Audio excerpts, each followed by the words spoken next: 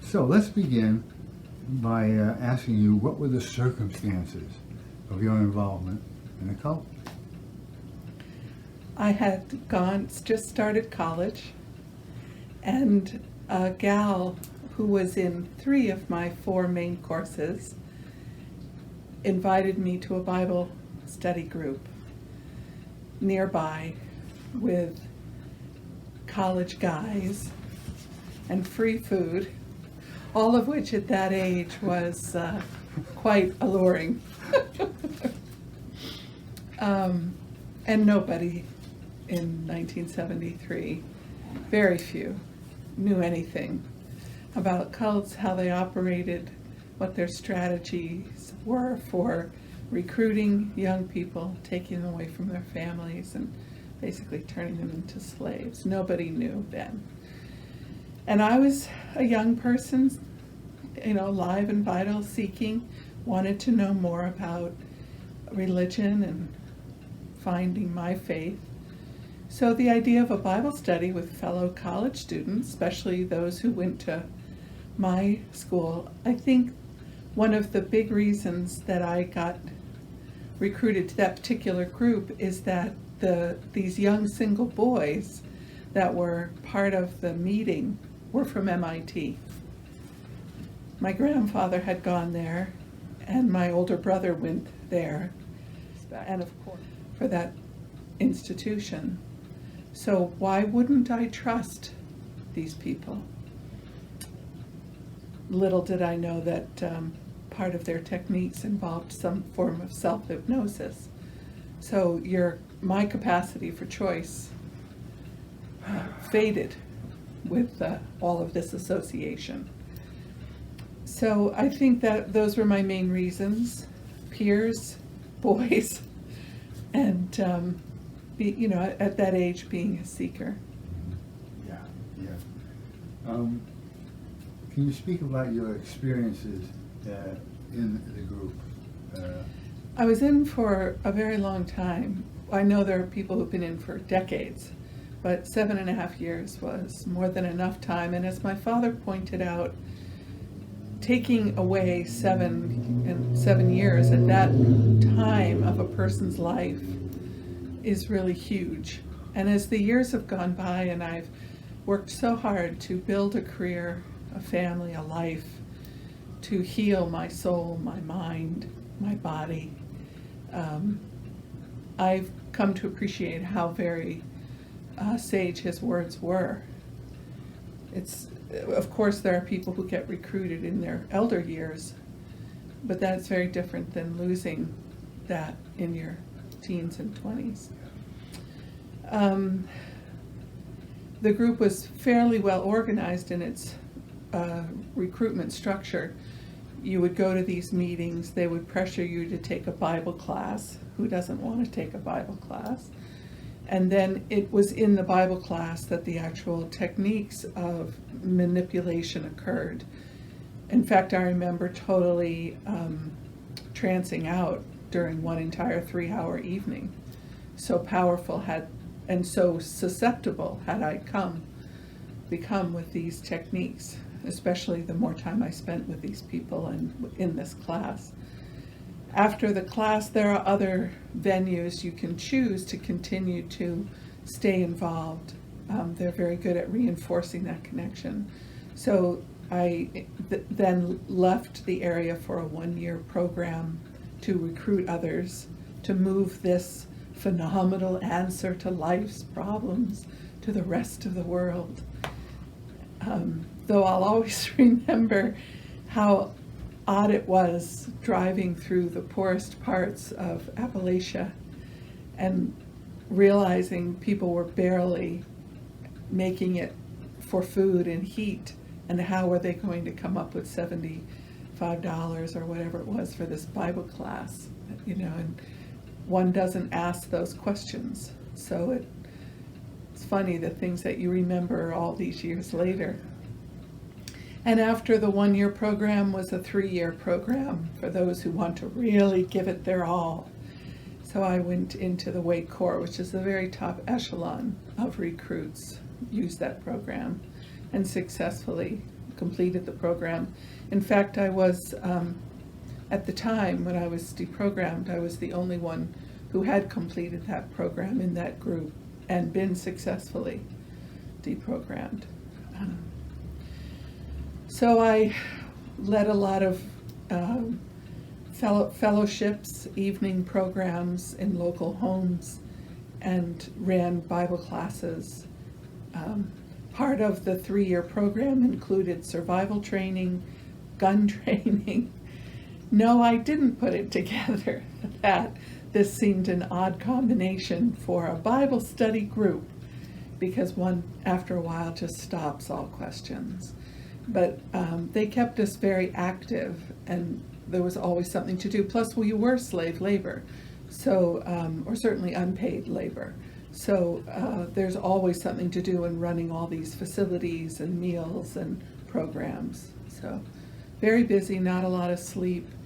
And though we had reasonable meals, I didn't learn until much later that when you're under that much stress, you need a certain type of diet. And we didn't have that type of diet. We had mostly a carbohydrate diet. So though I was fed, I don't think the food was completely appropriate for the level of activity we were asked to do. Did you meet real well? Oh yes, a few times. Mm-hmm. In fact, he became a bit flirtatious with me. And after I left and heard about the number of female recruits he had slept with, I was really grateful that the couple of times where, looking back, I might say today he was setting me up, he was getting ready to make a move, were interrupted, and so I never had that memory to live with, because I know a couple who have, and it's devastating to live with that on top of all the other sense of betrayal and abuse. So, but I did know him, and he's not a particularly good scholar of any note. I finished my degree at Harvard. I know very bright people and appreciate what goes into the credentials, and so I think he did a good job of passing himself off as a caring and affectionate, competent person. Yeah. He also had a lot of staff, and anyone who was involved with the group who had any significant professional background made themselves available, or he tapped them and they performed free of charge. So. Yeah. What caused you to leave? My mother got information from a friend who alerted her that this group, this Bible study group, was actually not what it appeared to be. And she started reading a great deal and got very concerned, and worked on my father to get him to look into this. And once he realized, in those days, in the late 60s and early 70s, late 70s, early 80s, most of the information was in newspaper article reprints, things like that. There was 1 or 2 books that were circulating. But there also had been a lot of work done on looking at the Chinese prisoners of war. And my father was a World War II vet. He could appreciate some of these things, and he was a pretty bright man. So once he realized, oh my God, his daughter is making decisions influenced by some other structure than her own ideas, he wanted to do something and put together deprogramming. In those days, before the work of Steve Hassan and others, the more non-grab-and-go sort of approach wasn't really available yet or refined. So I came home. He talked me into coming home for a new pair of glasses over Thanksgiving. And when we came back from going out for breakfast, my mom and dad and I, there were some strange people in our house who escorted me down to the car and drove me away to simply sit and talk about what was this I was involved with. And the group, in those days, because there was this deprogramming going on, we would have training sessions on how to deal with it, how to stone face it, how to escape, and what to do. Because if you were to go, we were taught that if you were to listen to them and agree with them, you're slipping over into Satan's world. And since eternity is the contract, that's the time frame of these things, one didn't really want to slip over to Satan's world for eternity. So you have to escape. Death itself wasn't a problem, because that would be better, we were told, than staying and being subjected to this satanic influence. It's insane when, now to think about it. But anyway, I escaped and returned to the group. And then 6 or 8 months later, my parents tried one more time.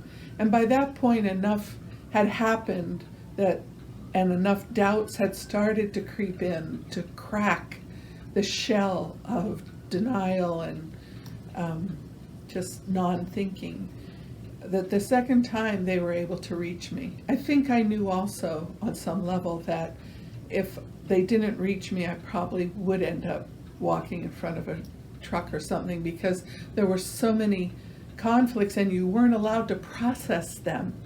If something happens today and I'm upset, I can sit down and think about it. I can talk with people. But in those days, you weren't allowed to talk to anyone. And if you did, they would simply tell you, there's a catchphrase, which basically meant just repress all of these questions and go along with us. So when you're facing really tough contradictions, even in that environment, it became very difficult to simply zone out, which has left me with tremendous respect for the unanswered question. And I will go to my grave with respect and awe and reverence for the unanswered question, something that gets down inside of you and just causes you to think, because that was the world I wasn't allowed into when I was with the group. In any case, that worked, and then started the process of rebuilding my life. Had stepped out of it like a lost child or vet or whatever, missing in action, for 7 years plus. I had not finished school. There were just many undone things and tremendous numbers of memories and connections that were lost or never happened. Yeah. So the recovery, and in those days no one really knew very much about recovery. In fact, the book I later wrote was the first one published with the help of the American Family Foundation. We'll get into that. Yeah. Yeah. So, big challenge. Speaking of the book, prior to the book, did AFF and Clark have any influence that you developed out of the way? I remember I sat with your mother and father one day downtown, and I know that my road back would have been much more protracted, difficult, fragmented, without all of the work and cohesion building among resources and professionals that the at that time, Citizens for Freedom Foundation,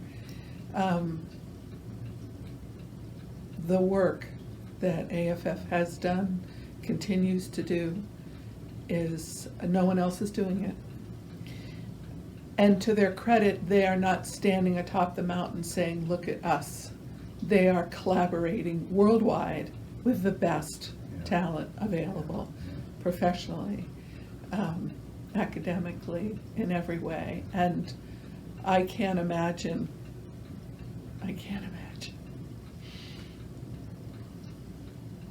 what it would have been like without that resource, that help. Because rebuilding your life, your body, your soul, and your mind, to rebuild those things, that's a bit of a job. Takes a few years, takes a lot of effort, It takes people who have learned how to listen deeply, not judge, offer their wisdom, their professional training. And of course, Jack Clark, but many people, yourself, Roger Daly, of course, Mike Langoni, and many others. And very important to this organization was Mr. Guy Ford. My dad, yes. He kept this thing going, quite apart from his involvement in getting you out. Yes. But he was a very good, yeah. He's very good at organizing and managing Guy things. Ford, Herb Rosedale. Yes, yes. Those two. Yeah, wonderful. And one of the things that I did after the second deprogramming was I was allowed the opportunity to talk with other people who were struggling with their commitment, or whatever the word was, hardly a commitment. And I think when you have to explain how mind control works, when you have to help them see the associations between loaded language and the group you both were in, or all of these various aspects, then it becomes clearer to you, it becomes more solid within you. And that was really helpful. And I do remember a couple of times being with some people who had left the same group, and I would be explaining something or just simply articulating how something worked, and they were visibly relieved and comforted by having that information come together. As my father would say to all of us, do your homework and then do it again. So that you really, you have to really, really understand how this works and what happened. Otherwise, you will never feel safe in the world again. Because not only was this group influencing your behavior, but then they would plant ideas about any other type of organization and how that group is working against you. So the government, religion, education, civic duties, all of these things became twisted in terms of working against your involvement in the group and therefore equated with Satan. So I had to unravel this nightmare of twisted logic, and that takes a long time. So talking with them, how they work some of these things out, challenging each other with our thinking or lack thereof, sort of like doing a jog and having somebody come alongside and say, okay, keep going. That was very helpful having that. It sounds like you just defined the motive for your book.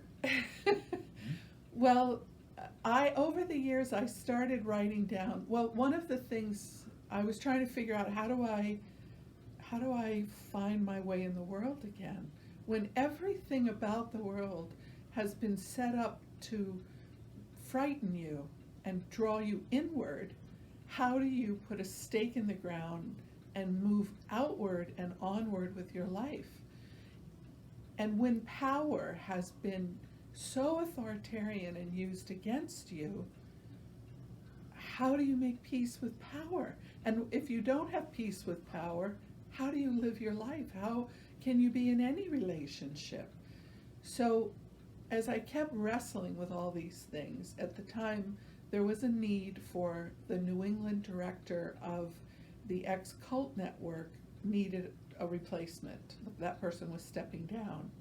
These were usually a once-a-month meeting that happened at Boston University, and people from various groups would come, and when you hear your story against the similarity of other groups, it's quite humbling. And so we needed a leader, and I thought, and I was starting to work again, just very modest jobs, just getting into a routine. And I thought, if I did this, it would be off the resume. So if I fell apart or messed it up, it won't matter, because doesn't have to be on my resume.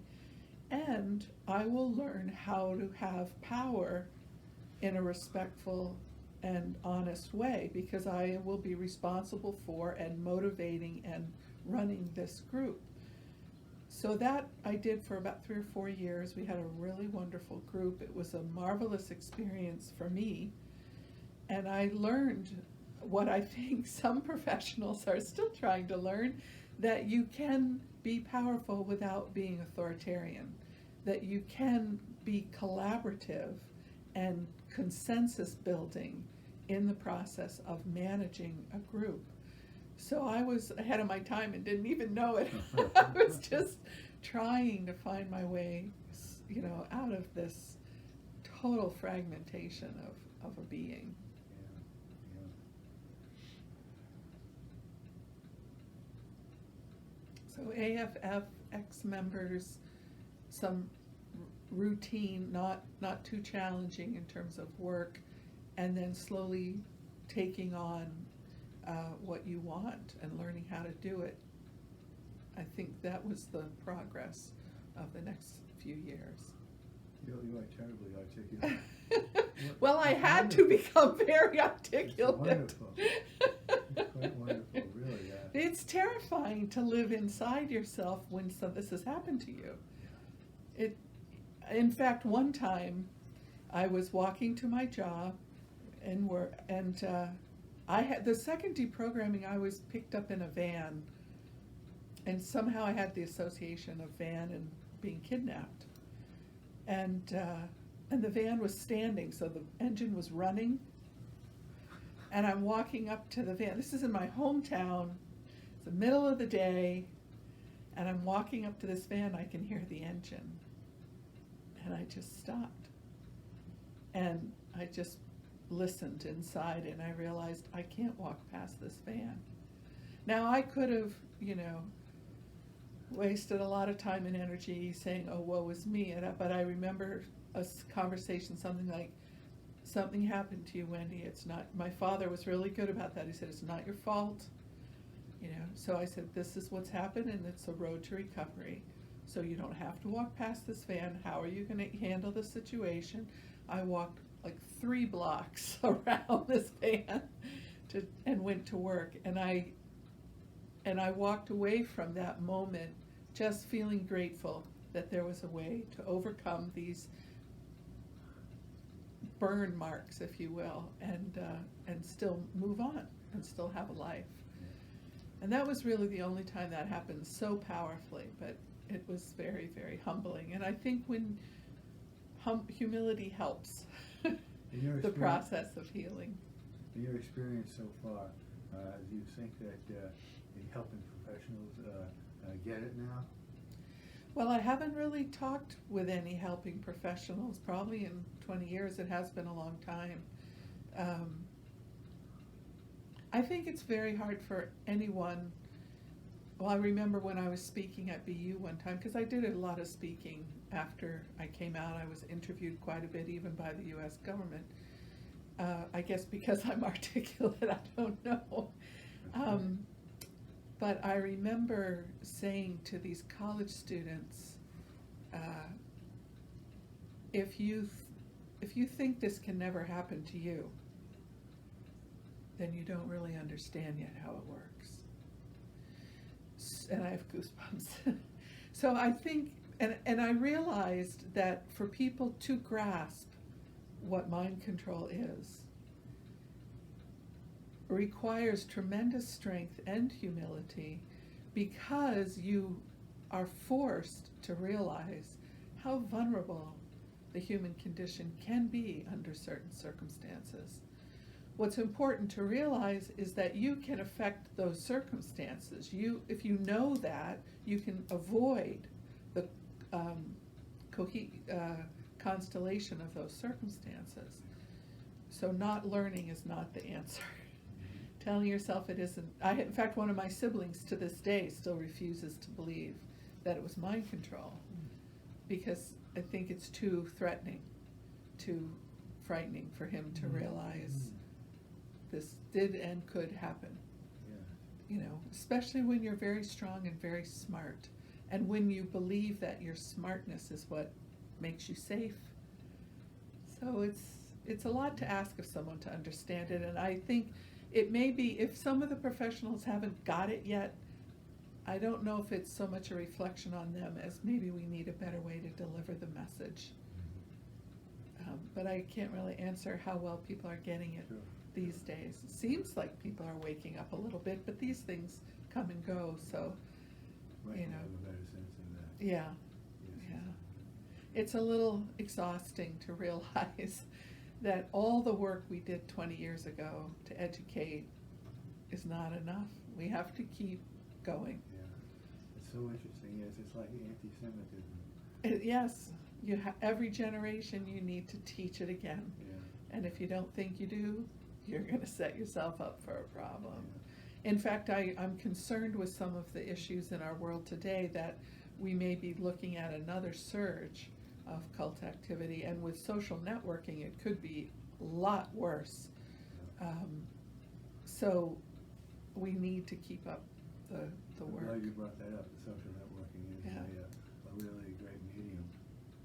It's a way to be more supportive, but it's a very fast medium and for hate, for example. unguarded way to transfer information, Yeah. accurately or not. Yeah, yeah, Yeah. yeah. Well, I think this is wonderful